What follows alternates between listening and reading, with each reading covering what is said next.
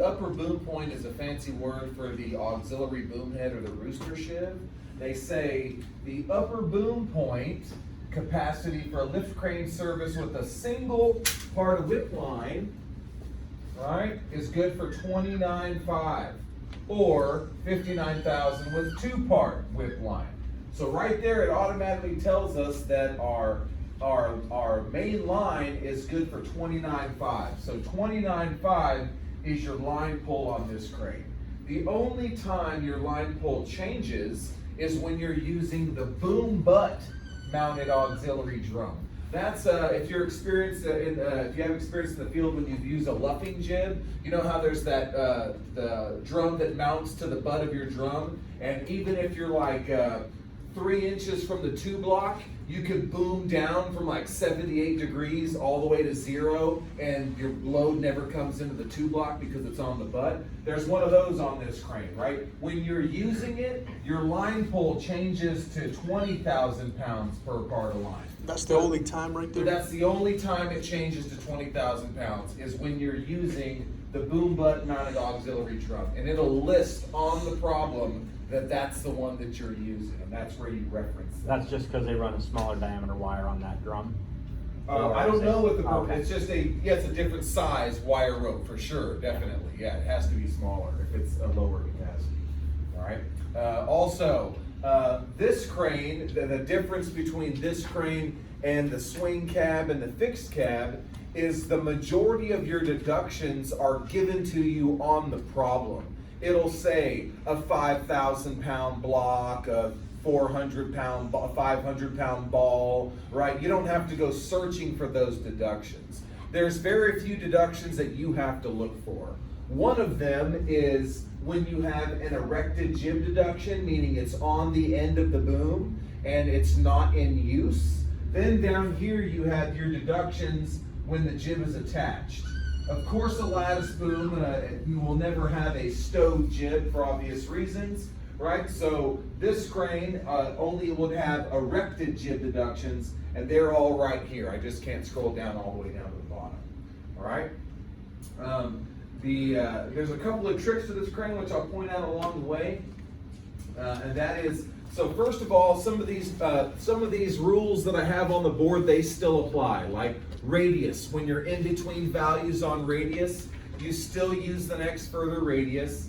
When you're in between values on boom angle, you still use the next lower boom angle. But then obviously now we'll never be in between values on boom length because it's fixed lengths of boom. All right, so that one goes out the window. The next one we're gonna have to pay attention to is our wire rope. But I can't point that one out until I get to the actual first load chart. All right, so we have all this information right here. Once again, we have a test that just goes over a lot of the lifting notes and some stuff like that. And this has some other mathematical problems in there. I call that quiz 1. I usually say don't start with that, end with quiz 1. All right, so we're gonna get to your first chart right here, which is the 70 foot of boom. So we got 70, 80, 90, and 100. I want to pay attention right here to 70. All right, a much more simplistic load chart, and it actually does another step for us. All right, the first one is operating radius. That is on your far hand, left hand side. This is your operating radius. Once again, we know the rules when we in between values. Next is the boom angle, right? It has a whole nice column for it, nice and easy, very legible. They've actually changed this chart to make it a lot more pleasing on the eye. I'm really happy with it. All right, next is the boom point elevation, right? This is what we used to have to use a range diagram to find. Now it's provided to us. A simple rule applies though, all right? These are going to be given to us in a decimal. Anytime the decimal is 0.4 or lower, we're going to round down to a solid number. Anytime it's 0.5 or higher, we're going to round up to a solid number. Right? I want a solid number ahead of time. I don't want fractions of a foot, you know what I mean? Any of that stuff. And because if you start getting multiple parts of the line, it's going to change it. Where you just round ahead of time, just round down. All right? So that's your elevation. You also, on the jib chart, it'll provide a jib point elevation. Because the thing on this crane is you deduct all the wire rope. You deduct every single bit of it, every bit of it. So every time we find a capacity, we should always be looking over here at that elevation, write it down somewhere, right? If we land on 72.7, that's 73. You make a note because later you're gonna need that number. If not, you're gonna be double chasing that number. You're gonna have to go back to the load chart when you've already flipped away from it, go back to where you find it all over again, and it's just a hassle. You might as well already get it while you're on the page. All right, so when it comes to the capacities, the only thing that matters now, there's no 360 charts, there's no over the rear chart. The only thing that matters on this crane are my crawlers retracted or are my crawlers extended? Are they in or are they out, right? If they're out, you have a greater lifting capacity. When they're in, your stability is left, so your capacity drops down. All right, so if we are and this one is obviously 70 foot of boom. I think they could have made that a little bit larger. I don't know why they made it so small. All right, but if we are operating this crane at 70 foot of boom, right, and we are operating at a 70 degree boom angle, and my crawlers are extended, what's my gross?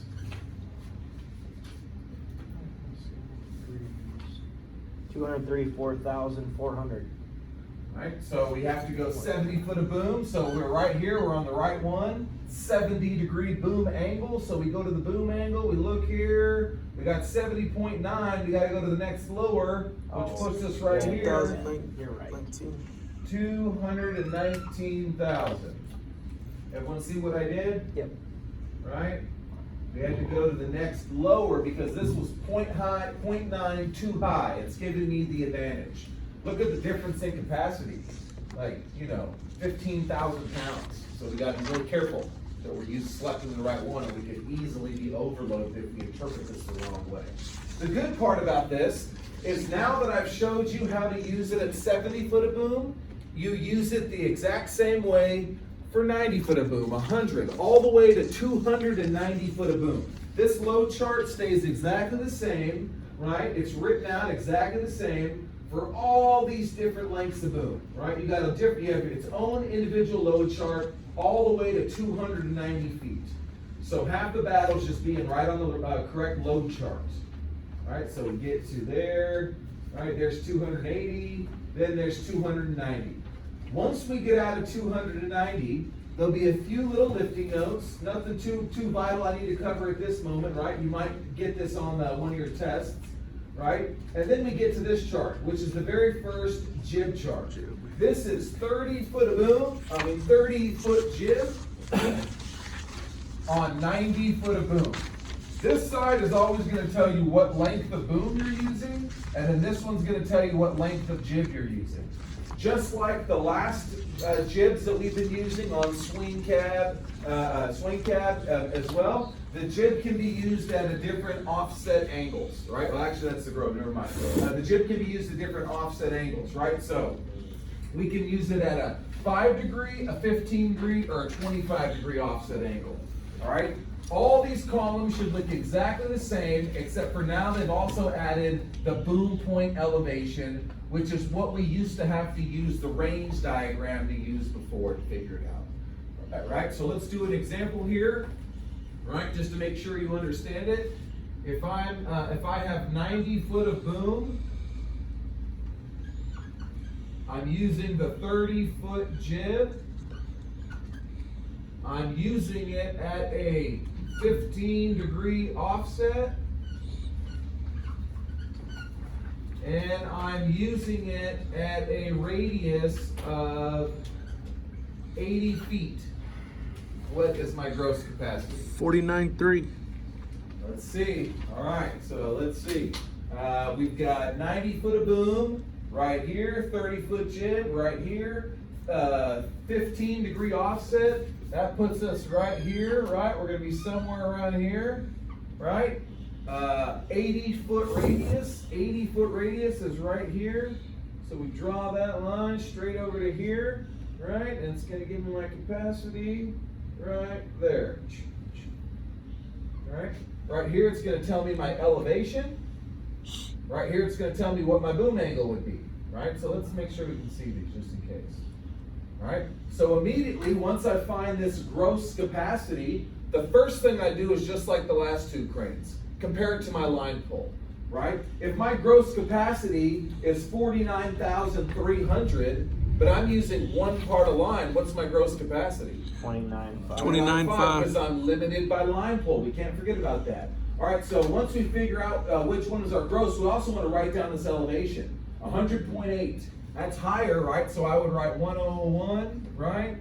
And I'd use that later, right? Probably have two parts of line or whatever it is. And then this one, the big difference between this and the link belt RT is this cable weight is 2 pounds per foot instead of 1 pound per foot. Make sense? All right. All right. Everyone think they understand the jib chart and the main boom chart? Then what I'm gonna do is I'm gonna put a sample problem on the board just like we did on the last one, and we're gonna work it out together, the same formula, the same way that I've been doing it with you guys, all right? So give me a second and let me put a sample problem on the board.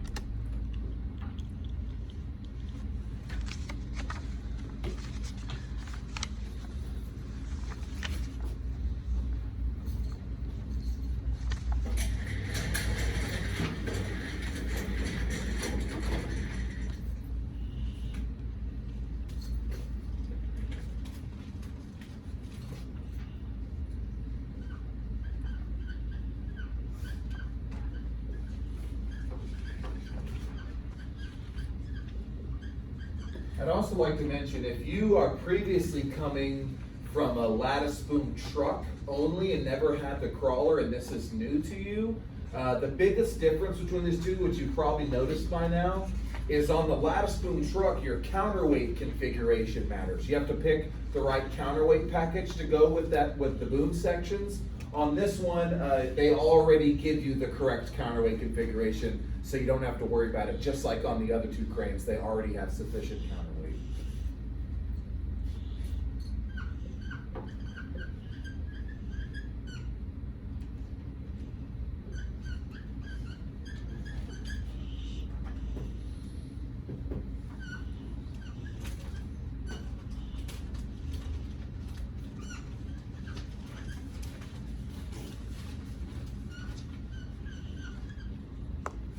Is that 150 a boom? Yeah.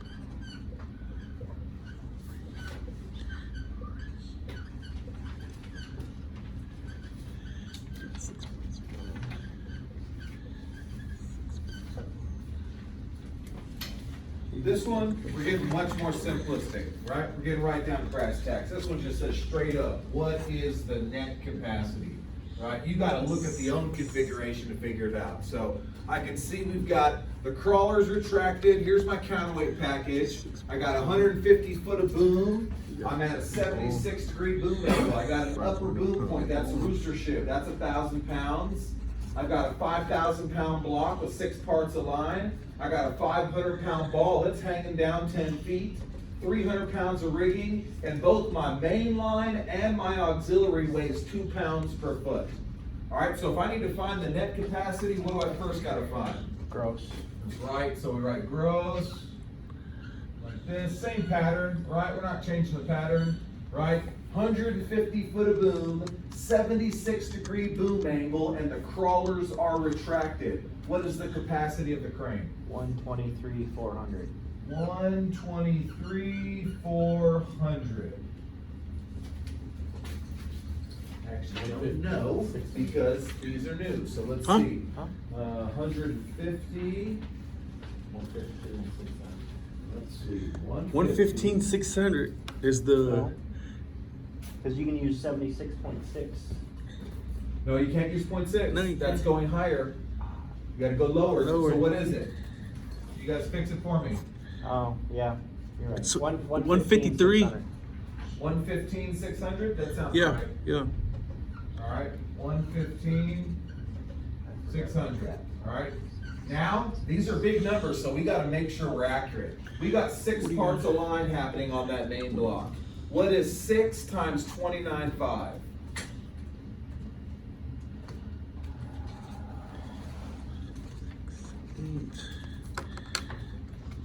177. Oh, wait, so we got plenty of line. So our boom is definitely less than our line pull, so this is a solid gross. All right, so now it's all about deduction. So we're gonna go down the list. Crawlers retracted, obviously not a deduction. Our counterweight package, not a deduction. 106. Our boom or our degree, our boom angle, not a deduction. We have an NA, not here. We get to the first one. Upper boom point, 1,000 pounds. All right, so I'm gonna write upper boom point, this happens sometimes, 1,000 pounds. And then guess what I'm gonna realize? Shit, what did we do when we found the capacity? Right down the tip height. Elevation, we forgot the elevation, so we're gonna have to look it up when I we got get it. there. It's 153. Huh? It's 153. 153, all right, so we're gonna put it off this side right here, 153. I'll just leave it right there. All right, so we got the upper boom point, 1,000 pounds, we check it off, got an NA, that side's done. We got 2 NAs over here, we check it off, nice and easy. 5,000 pound block, so we write BLK for block, 5,000 pounds, right, and check it off. All right, now let's do the wire rope. So we got 6 parts of line times 153, whatever this number is, times 2 pounds per foot, what is it? So how much wire rope deduction? 1836. 1836, Yeah. okay. That's right. So here's what I'm gonna do, I'm just gonna put M for main, and then I'm gonna put WR for wire rope. Main wire rope, 1836. 106,944. All right, now I'll check that off. Now we got the ball right here, 500 pounds, so I'll just write ball, 500, right, and I'll check it off, right? It's hanging 10 feet, so 20. 10 times 2 pounds per foot is 20 pounds. So I'll put A for auxiliary, wire rope, right? 20 pounds right there. Check it off, just like the last one, it tells you the way of the rigging. Rigging, RIG, 300 pounds. We check it off. This tells us what the wire rope weighs. We're done with that. So we just need to add up our deductions, right? 6,000, 7,000, and 80. 8356 is what I had. 8356? Is that what you got? 83. I got. What? He's got a different I number. might than be. I might be wrong. I got 8656. I might be. I could be. I could be wrong. So you got 1,000, you got 500, you got I could be wrong. 520 for the ball and wire. Wire is 1836. 8656. Is that right? Yeah, 8656. That's what I got. Yeah. Oh, I missed something. Mm. Oh, I didn't do rigging. That's what it was. 300. 300 rigging. That's That's my. I got 106,944. That's right. 106,944 is the net capacity. Right? Let's reverse engineer it one more time, right? So first, we underline the highlights of the question so we understand what we're finding. Then we find our gross capacity on the load chart. We then compare that capacity to our line pull to see what this is. We always multiply this by 29.5, right, to figure out what our line pull is, right? Whichever one of these two is less, that becomes our gross, right? In this situation, the boom was less, right? We then went down and we marked, we also immediately marked down our elevation once we found that capacity, right? Because we're gonna need it later. Then we came to our first deduction, we label it, we list it, we check it off, we go down the list, we multiply our parts of line, we make sure we've identified, we know what everything is, we're legible, we use our calculator, we subtract it, we're done, right? It's a little bit more straightforward, not as many tricks to it at all. There were some tricks to lattice truck, but thank God that thing is gone, and so this one is pretty straightforward. You just duct all the wire rope now. Right? And they give you the elevation, which makes it more simple. Once again, I'm going to pass out a test. First one is all lifting notes and stuff. I don't recommend you do that first. I recommend that you work on the number 2 and so on and move on. If you guys end up with quiz number 5 or 6, I'll say you do the first part of the packet. Yeah. It's real hard, but once you get it, you get a Sticks with feel you. for everything. and you already have yours, right? Yeah.